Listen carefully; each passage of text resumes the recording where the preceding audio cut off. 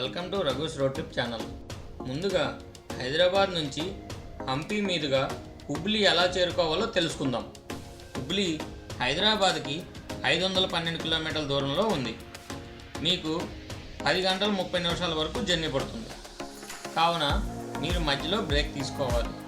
దారి మధ్యలో మీకు హంపి వస్తుంది, మీరు అక్కడ బ్రేక్ తీసుకోవచ్చు. హంపి హైదరాబాద్కి 374 కిలోమీటర్ల దూరంలో ఉంది. మీకు దాదాపుగా 7 నుంచి 8 గంటల జర్నీ పడుతుంది.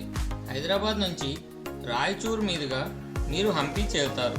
తెలంగాణ నుంచి కర్ణాటక వెళ్ళేటప్పుడు మీకు దారి మధ్యలో కృష్ణానది వస్తుంది. 2 రాష్ట్రాలను కలుపుతూ కృష్ణానది మీద బ్రిడ్జి ఉంటుంది.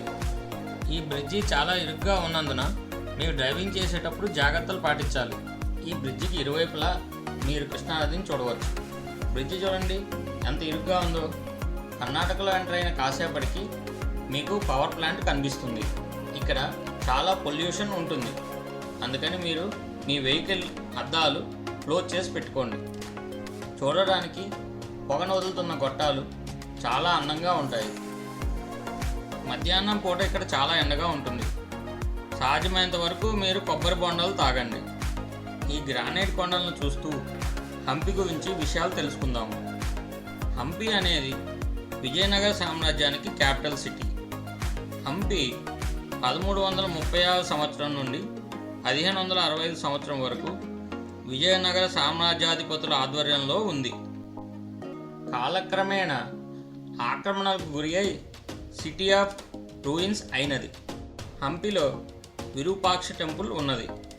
గ్రానైట్తో చెక్కబడిన రథం, కోనేరు, మండపాలు ప్రధాన ఆకర్షణలు. ఇక్కడ బ్యాటరీ వెహికల్ ఉన్నది, కానీ కొంచెం క్యూ లైన్ ఉంటుంది.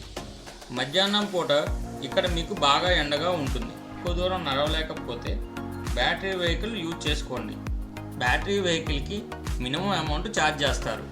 ఇక్కడ 3 నుంచి 4 కిలోమీటర్లు నడవాల్సి ఉంటుంది. శని ఆదివారాల్లో రద్దీ ఎక్కువ ఉంటుంది. విదేశీయులు కూడా ఎక్కువ మంది ఉంటారు. నేను హంపి నుంచి సాయంత్రం 4 గంటలకు బయలుదేరాను. హంపి నుంచి హుబ్లీ 166 కిలోమీటర్లు, 3 గంటల సమయం పట్టింది. హంపి నుంచి హుబ్లీకి రోడ్లు చాలా వెడల్పుగా ఉంటాయి. హంపి నుండి హుబ్లీ వెళ్ళే మార్గంలో కావేరీ నది కనిపిస్తుంది. రాత్రి 7 గంటలకల్లా హుబ్లీ చేరుకున్నాను. మెట్రోపోలిస్ హోటల్లో స్టే చేశాను. వీడియో లైక్ చేయండి, ఛానల్ని సబ్స్క్రైబ్ చేసుకోండి.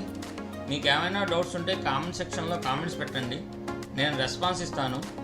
Thank you for watching.